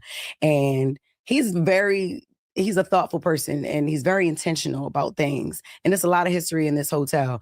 And so he booked like a private dining room for us. And on the date, I told him what I like to drink and he already had my drink ordered and everything. But I usually like a double shot in my sidecar. That's still to this day my favorite drink. And I tasted it and I was like, it's only one shot in here. Like that's how like to the T I know. I said it's only one shot. And he said, I want to get to know you. So I want you to have one shot or whatever. And I had so much fun on the date, Candy. I ain't pick up my phone one time. It was supposed to have been like, how long is it? Like 90 minutes? We were there talking for like 3 hours. I act like I had to go to the bathroom. I went to the front desk. I asked them for a key. I was like, y'all got some room, some suites available? I got a room. I told them to give him a key. I told them, tell him meet me upstairs. Period. I said, you pay for the dinner, I'm going to pay for the nightcap. Boom. What's up? Aggressive. I know. You're right. Aggressive. He was even looking like, bitch, you got a room. All right, cool. That's what we doing then. Well, she locked it in. Locked it in. I be asking everybody these type of questions because obviously I'm going to be single again, I am single again or whatever. Yeah. So, I always want to know what everybote process is because it's been a long time since I've been on the market. I feel you. You know what I mean? You feel me? So, okay. Note to self. First date might get you. So you never did that before? No. Slept with a guy on the first date? No. Okay, I'll take this back. One time, I thought it was going to be a one night stand. And I was like, forget it. I'm going to go ahead and do this. Right. But it ended up being like an on again, off again for some years. Okay. Yeah. But I went into it thinking that it was going to be a one night stand. That's what That's what you wanted. You that wanted time, yeah. And he was like, nah, let's run this back a few times. I mean, even after the night was over, I was cool with it being a one night stand, but then it ended up, of course, he kept calling. So. Right. Okay. And you kept answering, so something was good. Yeah. But okay, I'm gonna get back to the relationship in a minute because it kind of applies to, going forward and co-parenting and all those things. Yeah. But I just want to go back into the past. So as a teenager, your mom felt a change of environment might be good for you and decided to move you from where? Yeah, she moved me from Baltimore City, where all my friends and everything was at, to a predominantly white community. Well, all white community. We were the only Black family on the block, but it was a predominantly white high school I went to. Mm-hmm. When I was a teenager, I started getting into trouble. Well, my mom, I was born and raised in the church. My mom was always heavily into the church. She had a position in the church. She was either an usher, then she moved to deaconess, and then, now she's an elder in the church. And my dad, he was the more lenient parent, but were they married or were they? Yes, they were married. Okay. Yep. My parents were married since before I was born. And I started getting into trouble because my mom was so strict. Like I had to be in the house by the time the lights came on, and I couldn't go. If she look out that door, she don't see me on that block, I'm punished for like 3-4 days. I can't see my friends the whole summer, things like that. So when I got a little like taste of what it was to be a teenager, I started smelling myself.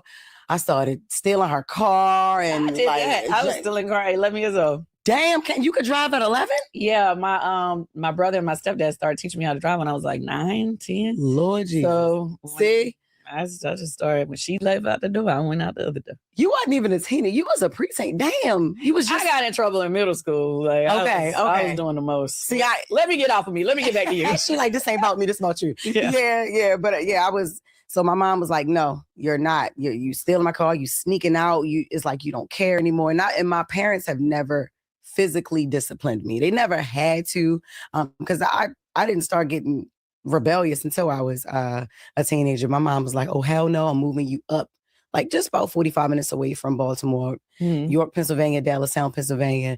And I went to school there. But that was the best thing that she could have done for me, because it was a great education. I became well-rounded because I didn't realize that there were good white people outside. For real. I grew up in the hood, Candy. I was like, I used to just think that, white people was just in their own little world. Like, and, because when you grow up and you don't really go outside of, your community. Yeah. That's all you feel like that's all you feel like it is in the world. And you just feel like everything else that you see is just on TV. And it's not, touchable. You can't get to it.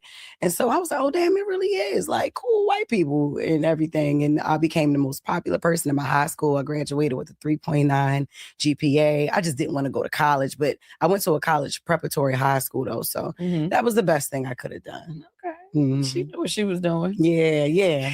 Best thing she could have done. Yeah. Okay. You've worn many hats throughout your life and you had to pivot more than once. Can you take us back to a time when you were in mortuary school? Girl, yes. All right. So every job, I ended up at a community college taking up mortuary science because I used to get all these jobs and I would get fired from every job because I wouldn't really get along with people. Uh-oh. I know, right? I know everybody thinking, look, it started early. You been ain't get along with everybody. No, it wasn't even that. It was I was a thief and I didn't want people around while I was stealing because that's how people snitch on you, And so you used to steal? Yeah, girl, I was a little klepto, yeah. And you tried to make that sound cute. I know, right? I know. But I was so good at it. So, and I didn't even need to steal. Sometimes but who started it? Did your friends start you doing that or you just did it on your own?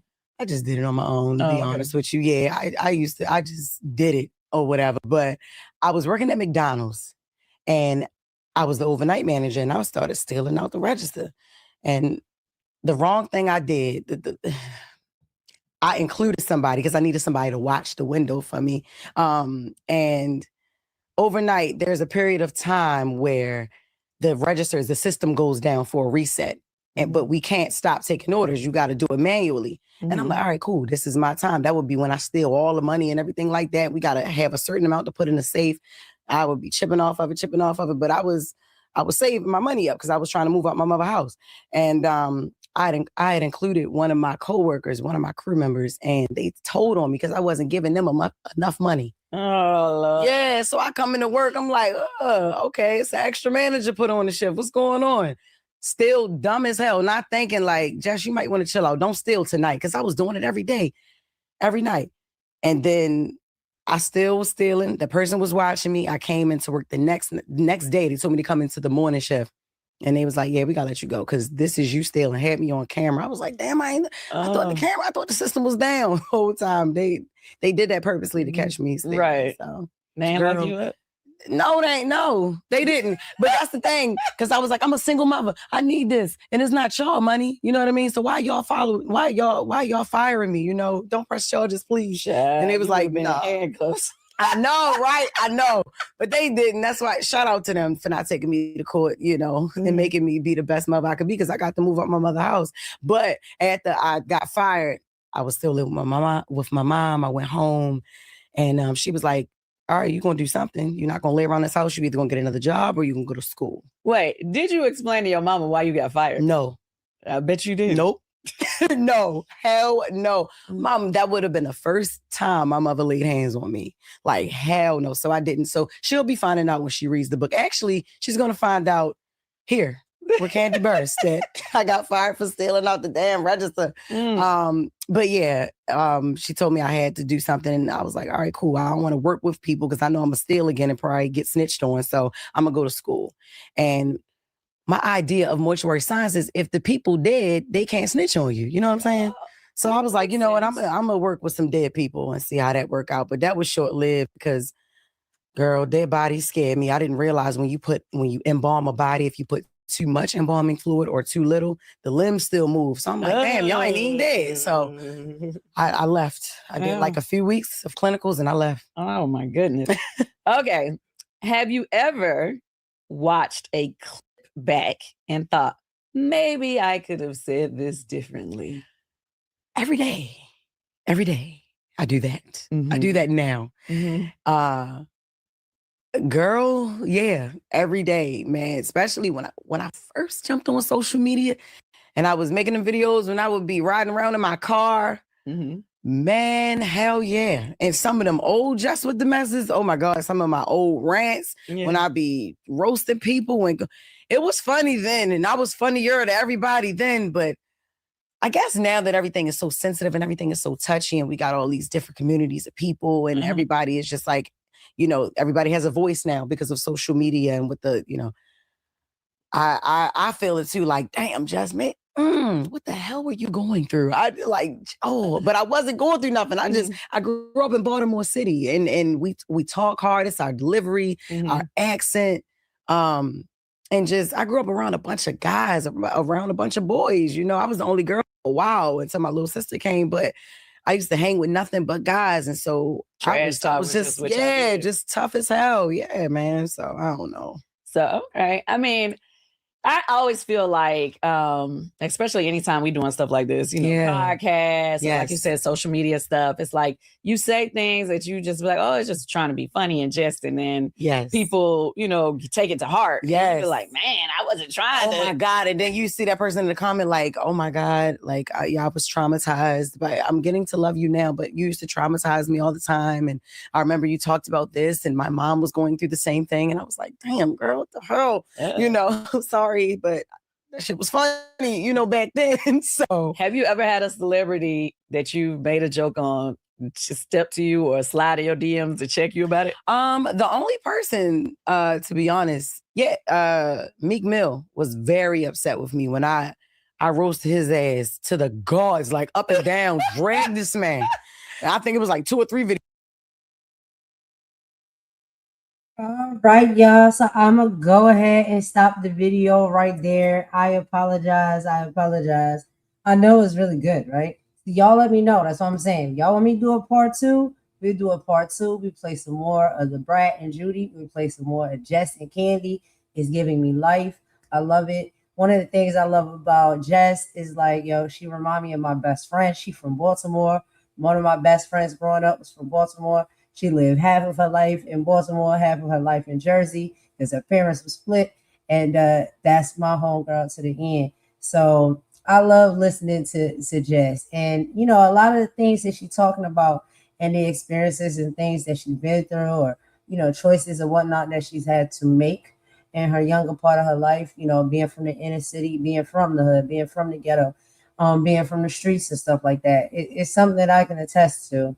And I know maybe some people may have like that form of that, you know, in their own life, maybe in a different way, right? Because like maybe somebody from Kansas can say like, yeah, you know, he was from, you know, whatever they called it there.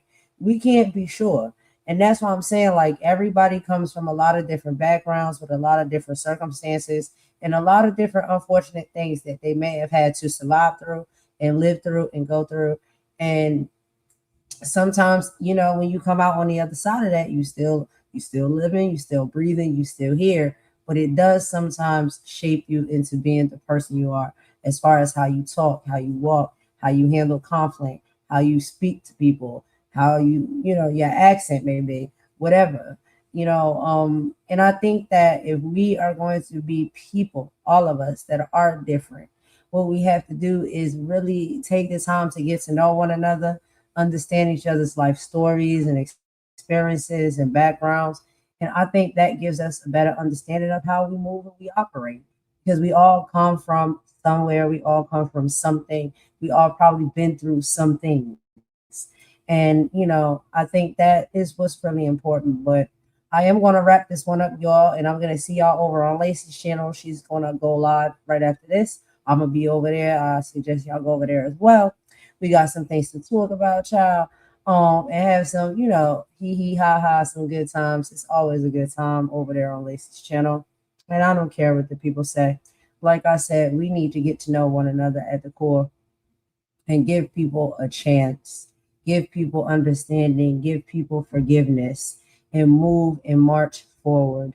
Because if we don't, we just gonna be on the same hamster wheel over and over again. And I don't desire to stay on any hamster wheel because I get too dizzy, y'all. I'm gonna pass out. I'm gonna just tell you right now. I can't be dizzy like this and in this circle.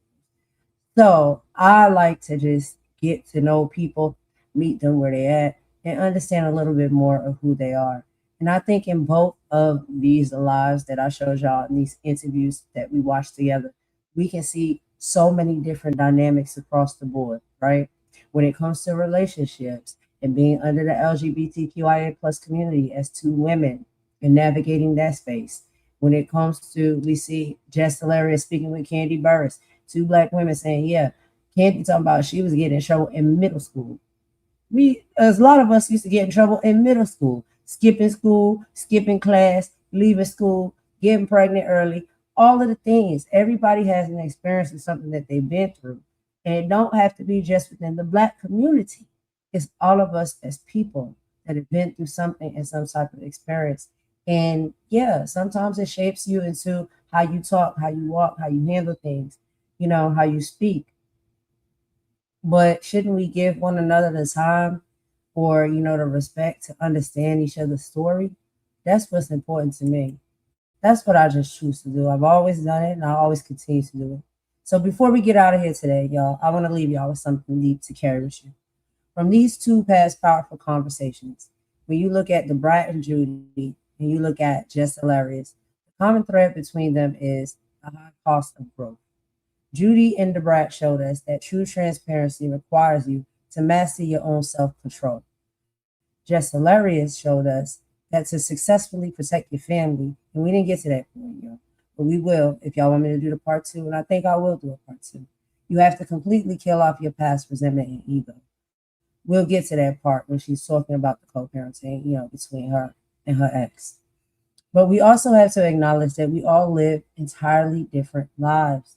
When you grow up in the inner city, it is hard. It teaches you to move, think, and live in a certain way, just sometimes to survive.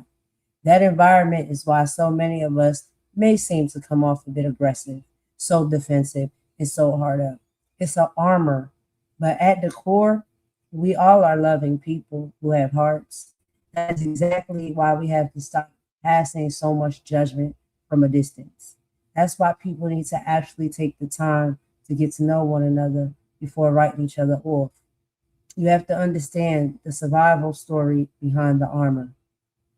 When the YouTube streets need to realize is that maturity isn't a switch you just flip. It's a deadly choice. It's choosing not to play the messy games, choosing not to react when people get angry because they didn't get their way, and choosing to look at a person's long-term actions instead of their short-term words. If we want to be better, we have to stop letting our history dictate our destiny. Whether you are running $1 million business with your spouse, you're co-parenting for a lifetime, or just navigating your daily peace, you got to set clean boundaries, see the heart in people, and choose elevation over division every single time. And like I told y'all before, golden is always going to be golden. And I'm going to keep striving for that maturity right along with you guys. I love y'all. I appreciate y'all for locking in with me today. And yes, shout out to my co-host Amani, who is on vacation. We send her our love, and I'm glad she's living her best life and taking a break.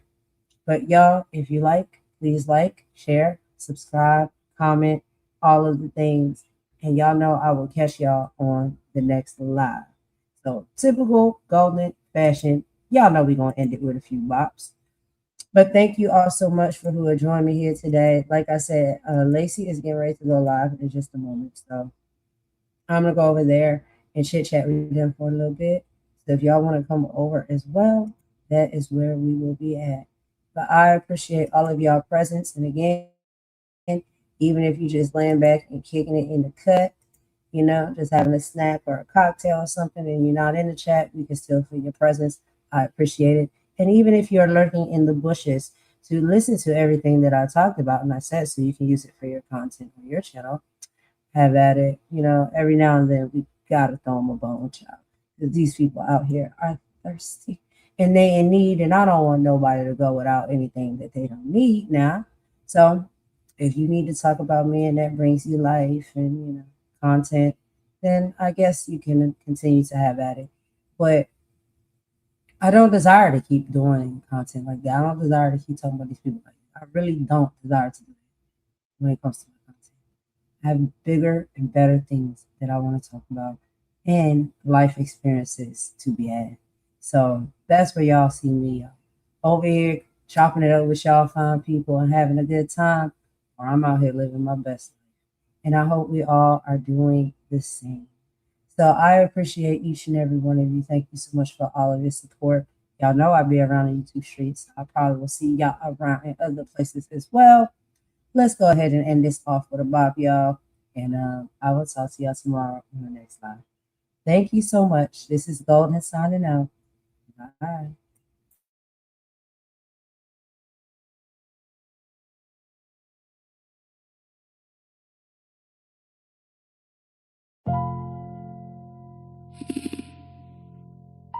Yeah. Funny how people love throwing rocks to the glass breaking their house.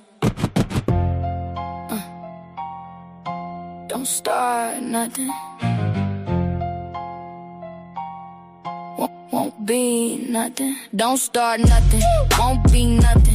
Quit crying now. You was loving the dysfunction. Talk slick online. Now it's tension in public. Same dirt you was throwing came back by the bucket. Don't start fires you can't put out.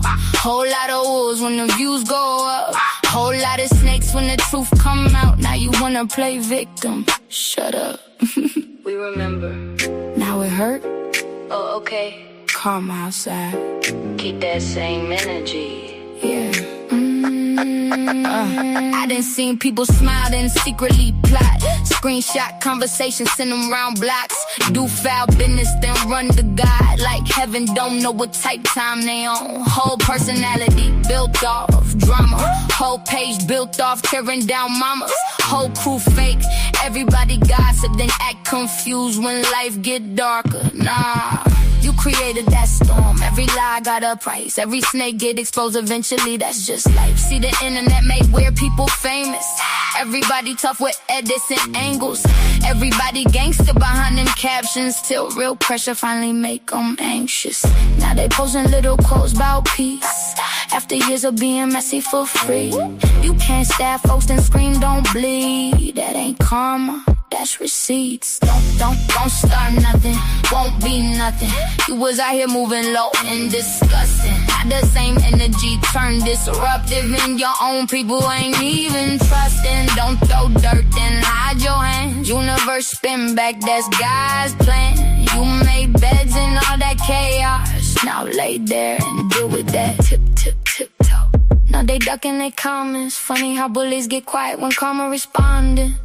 Now it's protect mental health, but where was that energy wrecking everybody else? Quiet, that guilt hit different at night, when the same pain you caused starts showing up in your life. I seen YouTube friendships turn into warfare. Seen fake love disappear when the crowd stares. Seen people build channels off humiliation, then panic once they own name get dragged there. That's the game though, cold world. Everybody wanna spend somebody else's pain go. Views up, morals down. Whole lot of lost souls wearing fake crowns. And I ain't perfect, but I learned one thing. If you keep sending hate out, the hate gon' ring. Back to your phone, back to your home, back to your spirit when you alone. That's why I move careful, watch who I feed. Some folks water drama like plants and weeds, then cry online. Why everybody against me? Girl, you been foul, people just finally seen it. Don't start nothing, won't be nothing. Quit acting shocked cause the truth got ugly. All that shady energy turned corrupted. Now the same smoke got your whole life flooded. Don't start wars, then ask for grace. Can't move dirty, then outrun fate. Life got mirrors for every snake, and karma always know your face. Everybody tough when they hurting people. Different story when the hurt come home.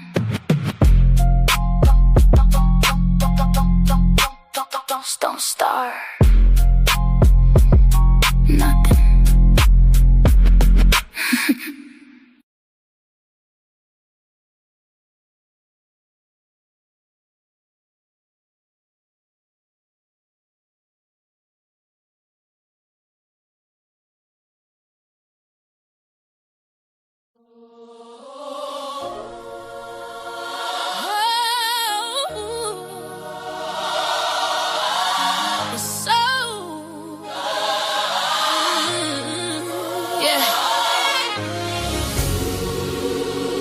The soul of humanity cries.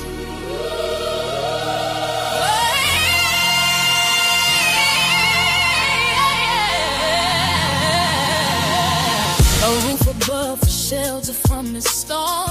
A gentle hand to keep a spirit warm. A plate of food, a mind that's free to learn. A simple peace, a righteous wage to earn. That's right. These are the needs to better rock in the base. The sacred ground of the whole human race. But the screen is screaming, selling something cheap, while the real world babies cry themselves to sleep. Can't ignore it. We are human. Blood and bone and soul. Say it loud. With a right to be loved. The right to be loved. A right to be made whole. This is our slave. This is our sacred song. In the eyes of the creator. 'Cause where we all belong. We are human. Worth more than they can price. Beyond the hateful whispers and the loaded gun. Yeah, they're painting pictures, twisted and unreal, teaching our children how they ought to feel. All that value's in the label on your shoes, or the filtered life you desperately choose. They magnify the hate, they celebrate the greed, and plant a poison to suffocate your weed. We gotta reach our children, pull them from the glow and show them a beauty that the media don't know. Let them know. They'll take the vision, the mission of the television, spitting division, a mental prison. Got the youth chasing life, addicted to the feed, ignoring the hunger, the fundamental need. Nigga love your vitals on the digital stage, putting the future artists in a ritual cage. Now they gotta break the cycle, gotta cut the cord. The real word is powerful, mightier than the source. We teach them about their history, teach them about their grace, teach them about the power in every single face. Let's go. We are human.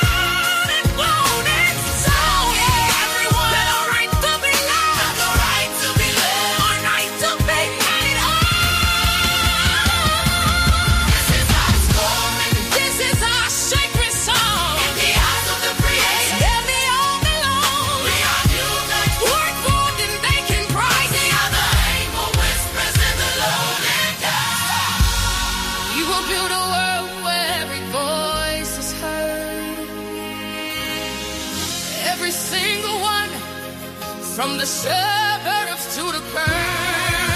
Love is not a whisper, but a mighty thundering wave. A word of action, breaking leather chain. A word of power, washing out the pain.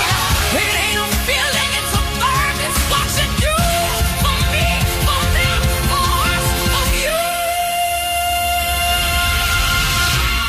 Cause they just a track, just a call to action. For every mother, father, every single fraction of the unity, holding it down on the ground. Time to get loud, make a revolutionary sound. Look your child in the eye, I tell her that they matter. Tell them their spirit, something that don't lie can shine. I tell them knowledge is the weapon, love is the shield, and the truth is the harvest. We gonna grow in this field, yeah. We are human. Oh yes, we are. Teach for children. Learn power. Teach for truth. Reach where you let the rules in the fruit. See the fruit. We are human. A right to live. Right to live. Teach the truth. Reach where you let the rules in the fruit. We are human. Sing a song on this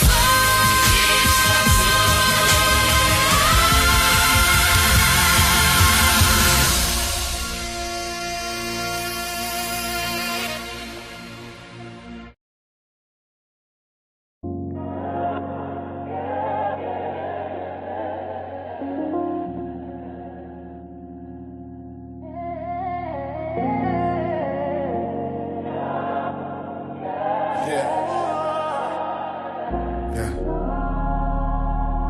It's a collective thing, you know. Yeah. High freaks.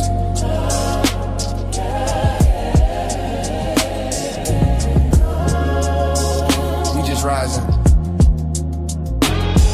Watch the elevation.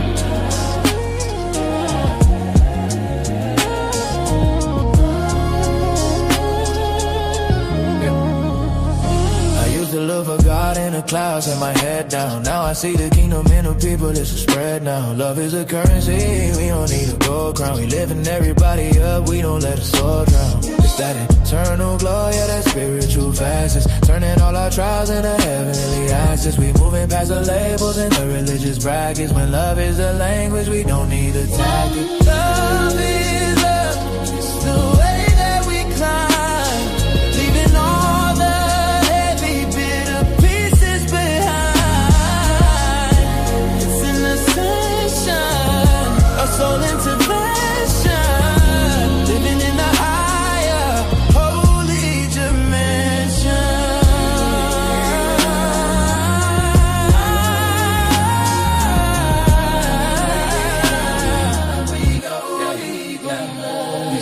Deep in the collective, we finding the frequency. A brotherhood rising with spirit decency. No more division, we killing the vacancy. Filling the void with a holy complacency. From the concrete roof to the celestial heights, we shining together like cityscape lights. It's a long road home, but the vision is clear. Love is the only thing conquering fear. Elevation isn't just about going up. It's about bringing everyone with you. One soul, one heart, one vision. One vision, mission. Love is love, it's the way that we climb. Leaving all the heavy, bitter pieces behind. It's an ascension, a soul intervention. Living in a higher, holy dimension.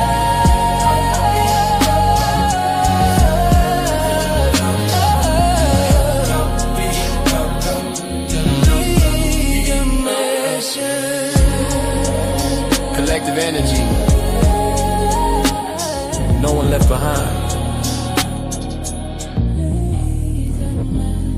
That's the elevation.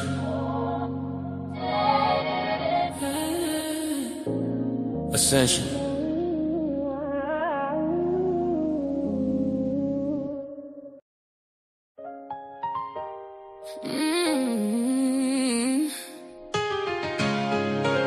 That got people forgetting folks are human.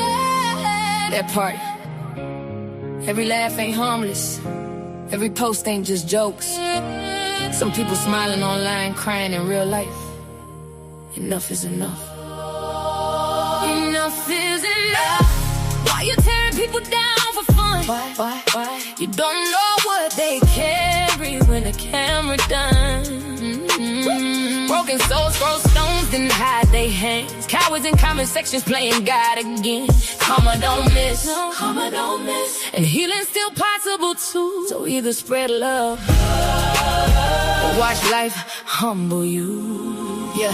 YouTube streets messy, everybody got a target. Creators throwing dirt like hate became a market. Mocking people daily, that spirit look haunted. Tell me who raised y'all, this behavior garbage. Laughing at depression, exposing folks' trauma. Then that shock when tragedy follow behind you. The evil energy, boomerang proper. Come on, pull up silent like a midnight robber. And honestly, do you watch my live? I talk truth, pain, growth, tears, real vibes. Not everybody built for the games online. Some folks want insult from losing their mind. That's facts, no cap. Y'all did the humiliation. Every live stream feel like public execution. Views over souls, cloud over humans. Then wonder why the whole world mentally ruined. Somebody mama crying at night. Somebody daughter hurt inside. Somebody praying not to give up while bullets screenshot painful like shame on you. Shame. You need healing too. Only damaged people wake up daily, trying to damage others too. Enough is enough. Why you tearing people down for fun? Tearing them down. You don't know what they fighting when the live stream done. Let me know. Keyboard killers acting tough online. Whole time spiritually broken inside. Karma don't miss, no. Karma don't skip souls either. Every hateful seed gon' meet the reaper. So to the hurt and bully people, listen close. You matter more than these demons online. These chicks bitter, these dudes weird. Obsessed every day, like why you still here? Refreshing my page while pretending you don't care. Whole personality built off hate and fear. Talk slick online, real life timid. Broken inside, everybody can't feel it. Projecting their wounds while the comments all cheering. That ain't straight, baby, that sickness concealed. And I said what I said. Yeah, some of these creators need therapy bad. Not another live stream drag. Not another fake outrage cash grabs. Yeah, y'all bully for a living. That's sad. Spirit look bankrupt, dusty and mad. And the people encouraging it just is trash. Laugh now. Karma got a long memory past. Lord, cover the wounded, cover the lonely heart, cover the lonely heart, cover the people crying silently in dark rooms. Teach us compassion again. Teach this world mercy again. Because words cut deep, so deep. And some people never recover. To everybody bullied online, you are not weak because you hurt. You are not crazy because you feel pain. And don't let these empty souls convince you your life got no value.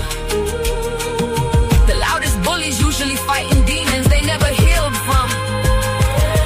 That ain't an excuse, but it's the truth. And to the bullies, get help, seriously. This obsession will tear his strangers apart every day. That ain't normal. Enough is enough. We need love more than ever now. More than ever. Too many souls out here barely hanging on somehow. No more glorifying painful views. No more clowning her forever new. No more mob attacks for entertainment. That darkness got consequences too. Karma don't miss, karma don't miss. And healing still possible too. So either spread love or watch life humble you.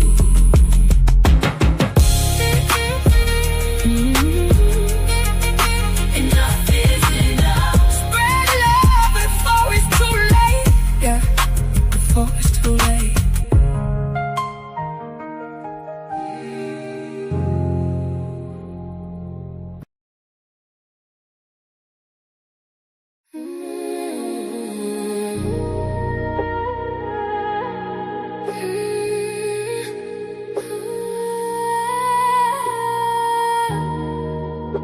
They don't know her like I do.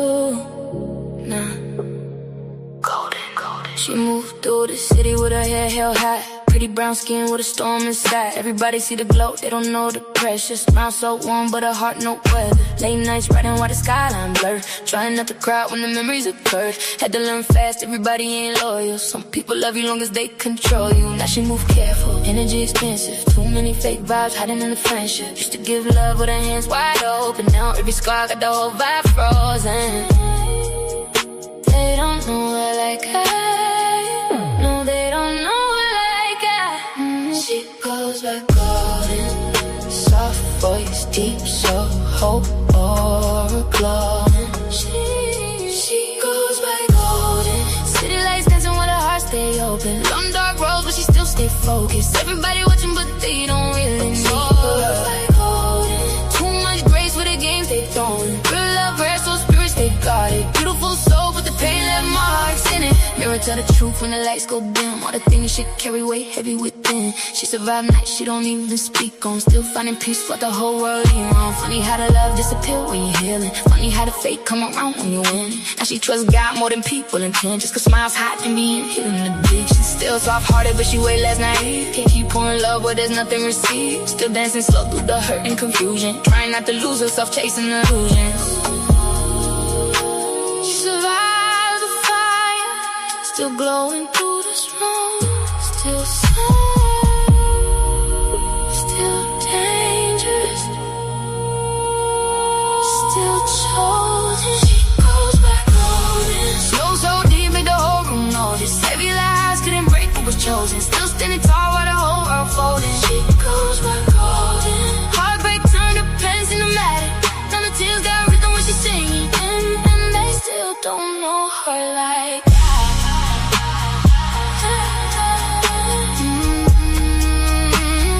Still don't know her like that.